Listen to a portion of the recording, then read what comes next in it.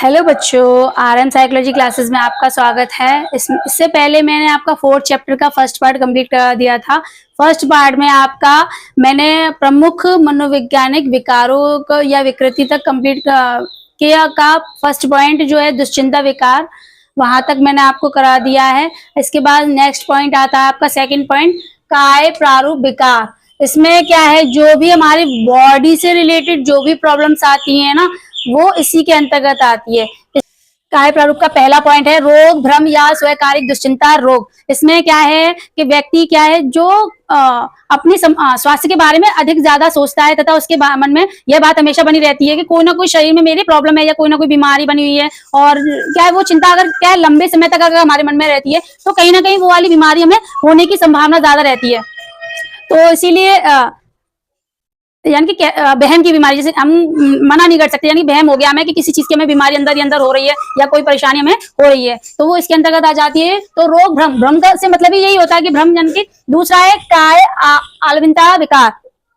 इसके अंतर्गत क्या है, इसमें व्यक्ति शारीरिक रूप से एकदम ठीक होते हुए भी क्या है अधिक कई प्रकार की कायिक शिकायत रहती है, यानी कोई भी जैसे कि उसको सिर में दर्द हो रहा है या फिर पीठ में दर्द हो रहा है या फिर कोई भी प्रॉब्लम उसको लग रही है, तो ये सारी चीजें क्या है वो हर वक्त दवा खाने के चक्कर में रहता है। यानी कि कोई भी थोड़ी बहुत भी प्रॉब्लम हो तो वो क्या है हर वक्त दवा के लिए ही तैयार रहता है या फिर उस बीमारी को ज्यादा बढ़ जाती है इससे। तीसरा पॉइंट है काय प्रारूप दर्द विकार। इसके अंतर्गत क्या है कि कोई रोगी ये महसूस करता है कि उसे दर्द, कहीं पे भी कोई भी दर्द हो रहा है, लेकिन वह क्या है कि अगर वह गहन मेडिकल यानी कि वो अगर मेडिकल जांच करवाए तो पर उसमें कुछ नहीं निकलता है, पर वो उसका वहम है या फिर उसको स्ट्रेस या तनाव की वजह से वो सारी चीजें नजर आती हैं। अब इसके बाद जो नेक्स्ट टॉपिक है हमारा परिवर्तन या रूपांतर विकार। परिवर्तन रूपांतर विकार के अंतर्गत क्या आता है, सोच सोच कर कि वह मुझे यह बीमारी है या फिर मेरा कोई बीमारी कोई पैदा ना हो जाए, इसके मन में वह विचार बना रहता है। तो इसके बाद जो नेक्स्ट टॉपिक है मनोविच्छेदी विकार। मनोविच्छेदी विकार के अंतर्गत क्या है कि जो भी हमारे इमोशंस हैं या जो भी हमारे आइडियाज हैं, इनके बीच का संबंध क्या है वो खत्म हो जाता है, जिसकी वजह से ये मनोविच्छेदी विकार या विच्छेदन कहा जाता है। तो इसमें सबसे पहला पॉइंट है स्मृति लोप।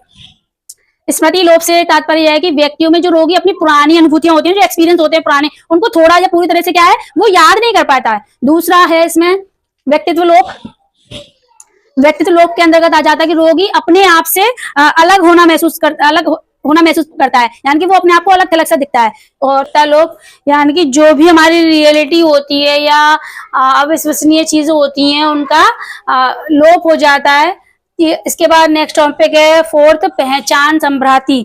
यानी कि जो भी हमें पहचानने में कंफ्यूजन होता है, तो रोगी को अपने बारे में ये कंफ्यूजन रहता है कि वह कौन है और क्या है, ये सारी चीजों का इसी के अंतर्गत आता है। पहचान बदलाव। पहचान बदलाव में क्या है, वे अपने अंदर की जो क्वालिटीज है उनको पता नहीं कर पाता, यानी कि उसके अंदर कौन कौन से कौशल छुपे हुए हैं, वो सारी चीजों से वो अनजान होता है। तो इसमें पहचान बदलाव के अंतर्गत आ जाता है। अब इसके बाद नेक्स्ट टॉपिक आ जाता है मनोविच्छेदी विकार के प्रकार। मनोविच्छेदी विकार के प्रकार में क्या है कि सबसे पहला पॉइंट इसका ये मनोविच्छेदी स्मृति लोप है।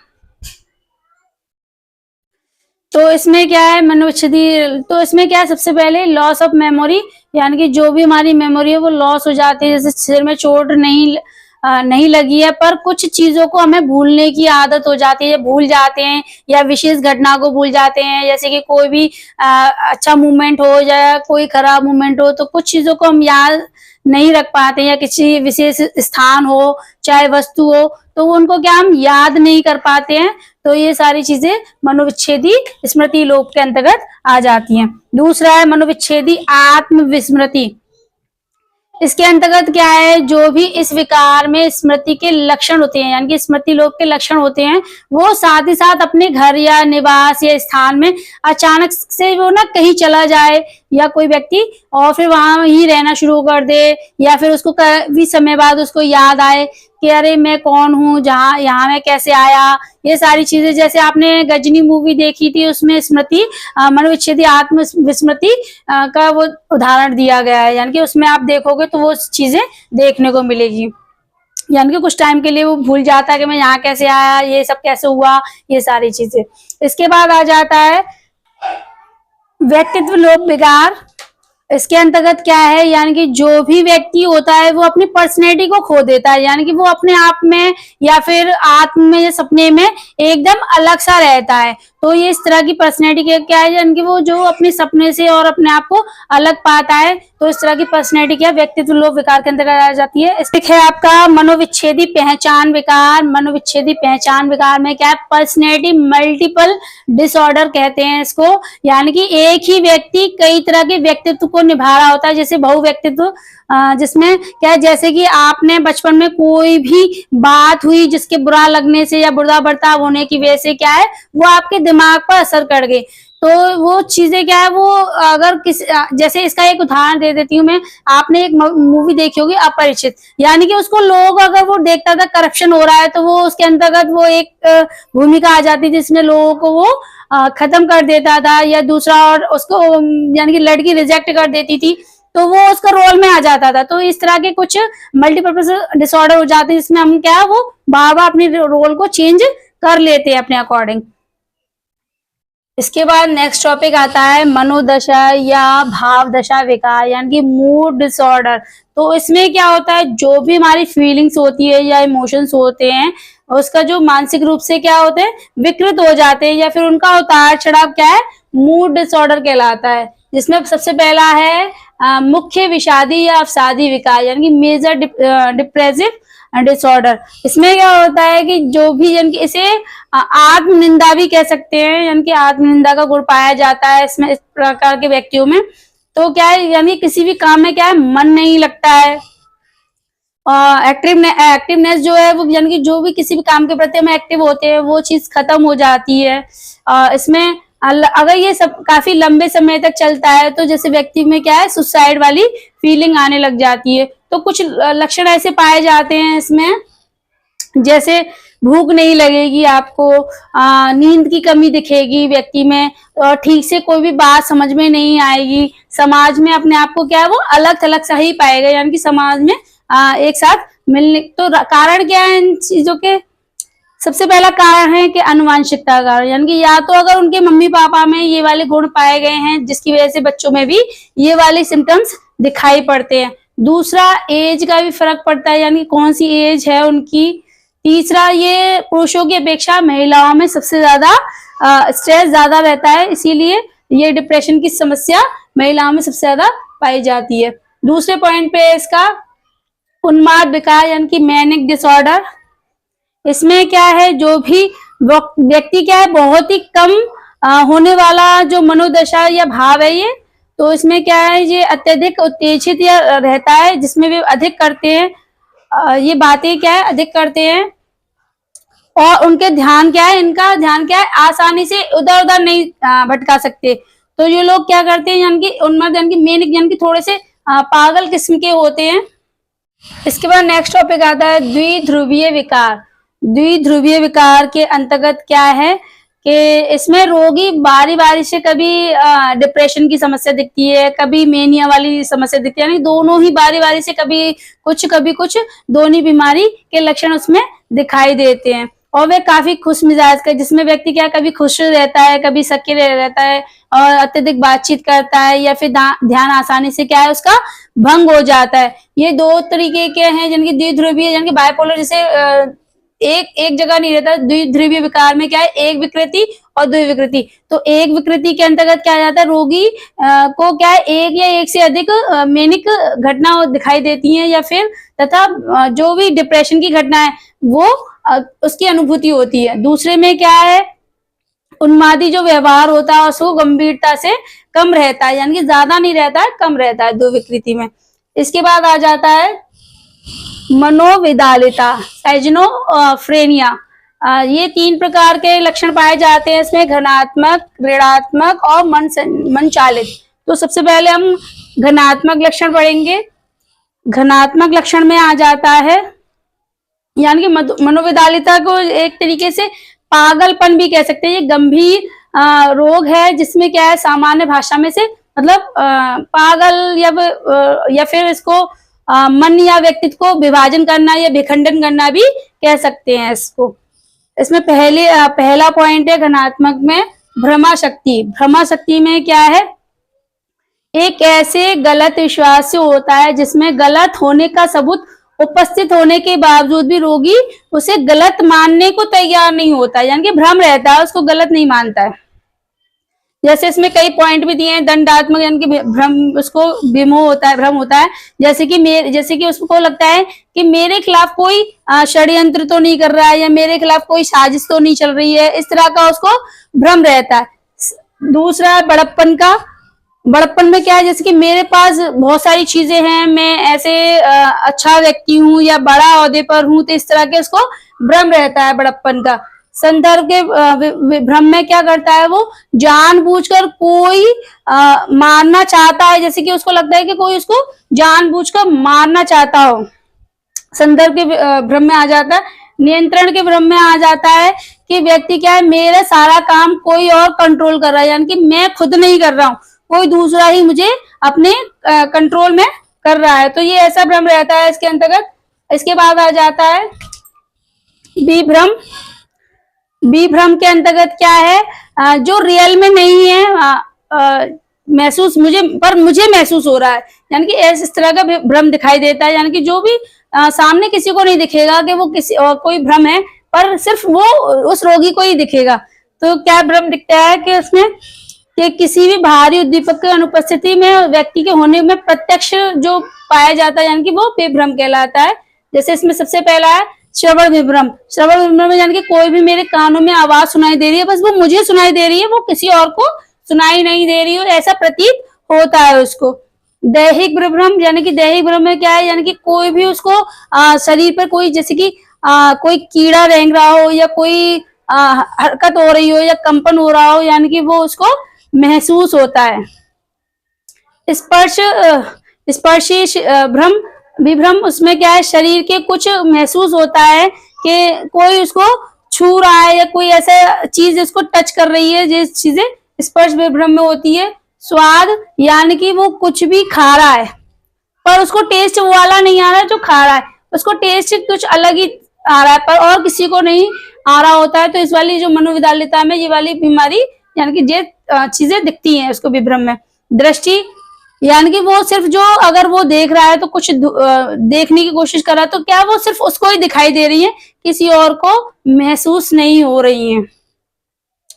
घ्राण भ्रम, यानी कि जो भी अगर कोई स्मेल अगर उसको आ रही है, तो वो सिर्फ उसी को स्मेल आ रही है, जैसे धुएं से रिलेटेड हो सकती है, या किसी गंध कोई और हो सकती है, जो उसको सिर्फ उसी को महसूस हो रही है। तो ये इस तरह के विभ्रम नजर आते हैं विभ्रम में।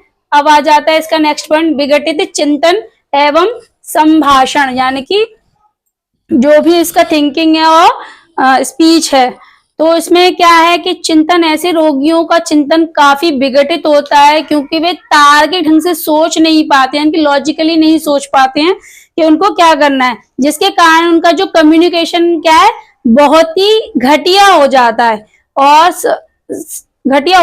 और जिसमें संभाषण में क्या होता है कि व्यक्ति क्या करता है, बहुत ही प्राय कुछ नए शब्दों की जो खोज करता है उसको उपयोग करते हैं, जैसे न्यूलॉजिम बोलते हैं ना, जो अगर नए शब्दों का यूज करेंगे तो उसे न्यूलॉजिम बोलते हैं। ये एक ही तरीके के वाक्य को बार बार बोलते नजर आते हैं इस तरह की बीमारी में।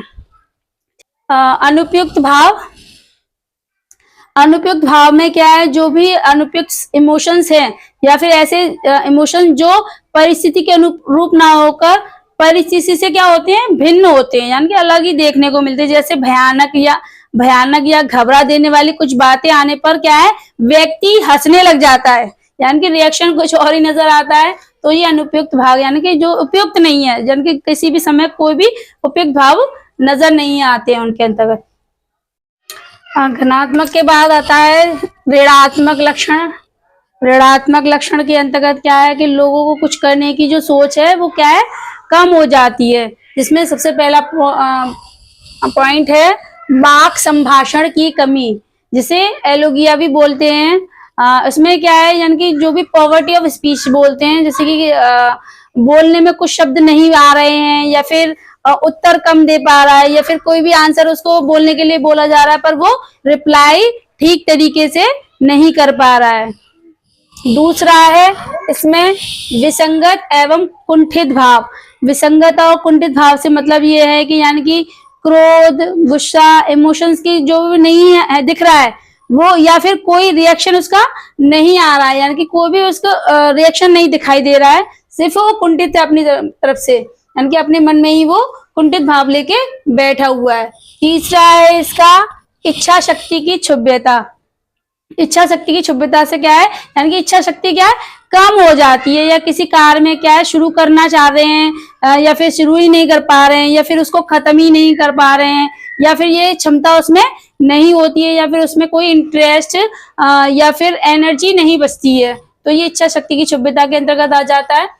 इसके बाद आ जाता है नेक्स्ट पॉइंट, मनोचालित या मनोपेशीय दशा, यानी कि तीसरा पॉइंट है इसका, यानी पहले था घनात्मक, ऋणात्मक, अब यह मनोचालित मनोपेशीय लक्षण। इसके अंतर्गत क्या है कि यानी कि आपने लोगों को देखा होगा कि क्या है, लोग बैठे बैठे हाथ पैर नोच रहे होते हैं, या फिर कुछ ऐसी हरकतें कर रहे होते हैं जो देखने में जैसे हाथ पैर हिला रहे होंगे या बाबा, ऐसे रोगी को क्या है कैटेटोनिक बोलते हैं, यानी कि इसको क्या बोलते हैं, कैटेटोनिक बोलते हैं। तो कैटेटोनिक में भी 3 पॉइंट आए, यानी कैटेटोनिक स्टूपर।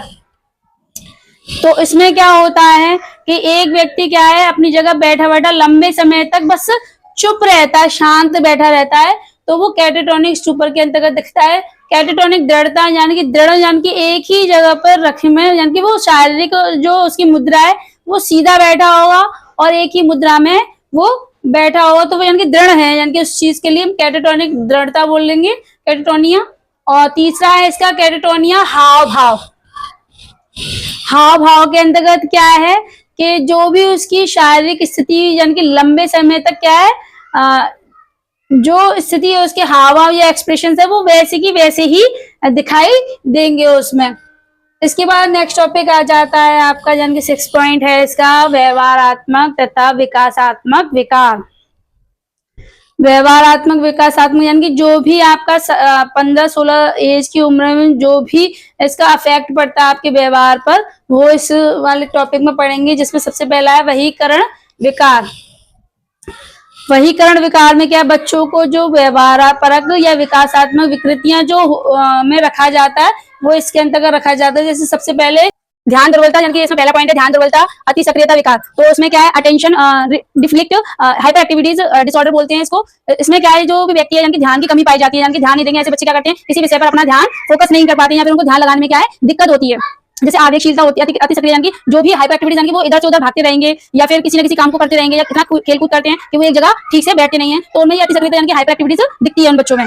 जैसे टेबल पे चढ़ना, शोर करना, ऊधम मचाना, उछल कूद करना, ये सारे सिम्टम उसी के अंदर दिखते हैं ध्यान दुर्बलता के अंदर। दूसरा पॉइंट है निरुद्धक अवज्ञाकारी विकार, जैसे ओडीडी बोलते हैं। इसमें क्या है कि दूसरों से बात ना मानना, इसे जरूरत से ज्यादा किसी जिद्दी होना, जैसे बच्चे का जरूरत से ज्यादा जिद्दी होना, चिड़चिड़ा होना, आवेग पूर्ण जाके विद्रोही ढंग से व्यवहार करना, यानी कि वो आक्रामक हो जाता है, वो सब व्यवहार क्या है आक्रामक रूप से विद्रोही दिखता है, तो वो निरुद्धक अवज्ञाकारी विकार के अंतर्गत आ जाता है। तीसरा है इसका आचरण विकार, यानी कि कंडक्ट डिसऑर्डर। इसके अंतर्गत क्या है, यानी कि जो भी इसमें समाज विरोधी व्यवहार बच्चा अपनाता है उसमें क्या है, यानी कि चोरी करना, गाली देना, मारपीट करना, या फिर दूसरों को डराना धमकाना, इस तरह के इसमें सिम्टम्स दिखते हैं। तो यानी कि जो भी व्यक्ति किसी को दूसरे को चोट पहुंचा सकता है तो वो आचरण विकार के अंतर्गत आ जाता है। नेक्स्ट टॉपिक है हमारा आतंकीकरण विकार। इससे तात्पर्य ये है कि जो भी व्यक्ति होता है उसमें क्या है, जो डिप्रेशन की समस्या और एंजाइटी की समस्या ज्यादा प्रभावित होती है। इसके अलावा उसमें और भी मनोवृत्तियां पाई जाती हैं, विकृतियां पाई जाती हैं, जिसमें सबसे पहला है अलगाव दुश्चिंता विकार। अलगाव से ही पता चल रहा है, यानी कि अलगाव दुश्चिंता विकार में क्या है, जो बालक या जो व्यक्ति होता है उसमें क्या है दूर होने का डर सताता है सबसे ज्यादा, और या फिर उसको अलग हो जाने की जो चिंता है वो सताती है। यानी कि बच्चे को क्या है कि अगर वो कहीं दूर ना हो जाए अपने मम्मी पापा से, या फिर अलग ना हो जाए, ये वाली चिंता की वजह से जो बच्चे के अंतर्गत क्या है वो डिप्रेशन या जो एंजाइटी दिखाई देती है, जैसे कि उसका जो बिहेवियर है वो चेंज हो जाता है, जैसे चीखने लग जाता है, चिल्लाने लग जाता है, उपद्रवी टाइप का व्यवहार हो जाता है, या फिर बेचैन दिखाई देता है। तो इस तरह के विचार इसमें अलगाव दुश्चिंता विकार में दिखाई देता है। दूसरा है विषाद या डिप्रेशन, अवसाद या डिप्रेशन जिसे हम कहते हैं। तो डिप्रेशन भी अनेक अवस्थाओं में आता है, यानी कि बचपन से लेके जवानी तक जो अवस्थाएं होती हैं उसमें डिप्रेशन की अलग अलग देखने को मिलती है। यानी कि जैसे बच्चे, छोटे बच्चे होते हैं तो कुछ खाना ना पीना, या फिर शांत रहते हैं, या फिर किसी से मिलना जुलना पसंद नहीं करते हैं, तो इस तरह की जो डिप्रेशन है उनमें बच्चों में देखने को मिलता है। या फिर जैसे जैसे बड़े होते जाते हैं तो उनका जो डिप्रेशन है कहीं ना कहीं चेंज हो जाता है, यानी कि और भी चीजों पे गुस्सा निकालना है या किसी चीज में परेशान होना है। इसके बाद, इसके अलावा और भी व्यवहारात्मक विकास में और भी विकार हैं, जो जिससे सबसे पहला है इसमें स्वलीन या आत्मविमोही विकार। स्वलीन या आत्मविमोही विकार के अंतर्गत क्या है, इसमें दूसरे के साथ जो भी कम्युनिकेशन होता है वो स्थापित करने में काफी क्या कठिनाई होती है, यानी कि किसी से भी बात करने में क्या है खुद को अच्छे से प्रेजेंट नहीं कर पाते हैं इसमें। तो देखने को मिलता है कि जो भी इसमें जो क्या है, बच्चे में इंटरेस्ट नहीं देखने को मिलता है, या फिर वो काफी परेशान सा रहता है। तो ये आत्मविमोही यानी कि खुद को ही खुद में ही लीन रहता है, यानी खुद को ही अपने अंदर ही रहता है, यानी कि ज्यादा वह अपने आप को एक्सप्रेस या एक्सपोज नहीं कर पाता है। इसके बाद आ जाता है भोजन संबंधी विकार। भोजन संबंधी विकार में क्या है, भोजन संबंधी विकार में क्या है, यानी कि जो भी एक कोई मोटा व्यक्ति है उसको क्या है, नहीं खाना है कि मैं पतला हो जाऊंगा जिसकी वजह से मैं ज्यादा खाता हूँ, या फिर या ना के बराबर खाने के बावजूद भी उसमें वो मतलब छोड़ दे या फिर उसको नहीं खाना है, तो उसको एनोरेक्सिया बोलते हैं, यानी कि जब ना खाने की जो प्रॉब्लम होती है। और दूसरा जिसमें कि वो पतला यानी कि वो इतना खा रहा है, यानी इतना खा रहा है कि खाने के बाद वो उल्टी कर दे रहा है, यानी खाना तो खा रहा है पर वो उल्टी भी साथ में कर रहा है, तो उसे बुलिमिया बोलते हैं। और अनियंत्रित के अंतर्गत क्या है, यानी कि जबरदस्ती वो खाए जा रहा है, बस खाए जा रहा है, तो ये इसको अनियंत्रित बोलते हैं, नरभोक्ष बोलते हैं। इसके बाद आ जाता है मानसिक मंदन।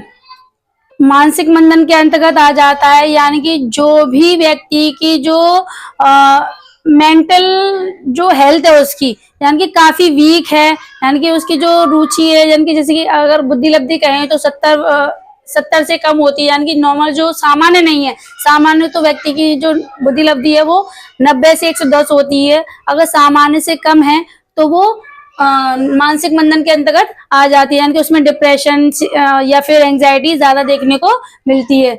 7 पॉइंट है, यानी कि जो इसके विकार हैं, 7 विकार, जिसमें सब लास्ट वाला है हमारा मादक द्रव्य सेवन संबंध विकार। इसके अंतर्गत क्या है, यानी कि जो भी व्यक्ति अगर डिप्रेशन के शिकार होने पर या एंजाइटी होने पर अल्कोहलिक चीजों का उपयोग करता है, यानी कि अगर धीरे धीरे क्या करता है कि जब हम किसी चीज को उपयोग करते हैं तो फिर हम पे उस पर डिपेंड हो जाते हैं, यानी कि निर्भर भी हो जाते हैं, जैसे अल्कोहलिक का यूज करना, हीरोइन का यूज करना, कोकेन का यूज करना। तो अल्कोहलिक में क्या होता है कि जैसे कि व्यक्ति कहते नहीं है कि पहले व्यक्ति शराब को पीता है, फिर शराब क्या है व्यक्ति को पीने लग जाती है, तो यानी कि धीरे धीरे हम उसके आदी हो जाते हैं। लेकिन क्या है कि जब हम उसके आदी हो जाते हैं तो फिर उसके बिना व्यक्ति रह नहीं पाता है, यानी कि डेली उसको आदत पड़ जाती है। अगर आपको करना भी है, कोई भी चीज शौक कर रहे हो, तो मतलब इतना करो कि वो उसको अपने ऊपर हावी ना होने दे। तो बहुत से लोग होते हैं जो अपनी डिप्रेशन को कम करने के लिए या एंजाइटी को कम करने के लिए इनका सहारा लेते हैं या फिर इनका दुरुपयोग करते हैं। और दुरुपयोग करने से क्या, जो भी हमारे परिवार में समस्याएं शुरू हो जाती हैं, यानी कि लड़ाई झगड़े शुरू हो जाते हैं, कहीं ना कहीं बहुत सारी परेशानियां शुरू हो जाती हैं, अपने घर परिवार पर ध्यान नहीं देता है, और इसकी वजह से क्या है समस्याएं लगातार बढ़ती चली जाती हैं, कम नहीं होती हैं। इसके अलावा अब ये चैप्टर हमारा यही फिनिश होता है। जो भी आपको लगता है कि इस चैप्टर में कुछ रह गया है या कोई टॉपिक समझ में नहीं आया है तो आप मुझे कमेंट बॉक्स में जाके बता दें। इसके अलावा जो ये चैप्टर 4th चैप्टर था, अब नेक्स्ट चैप्टर आपका जल्दी ही लेकर आएंगे। मेरी वीडियोस को देखने के लिए मेरे चैनल को सब्सक्राइब कीजिए। Thank you.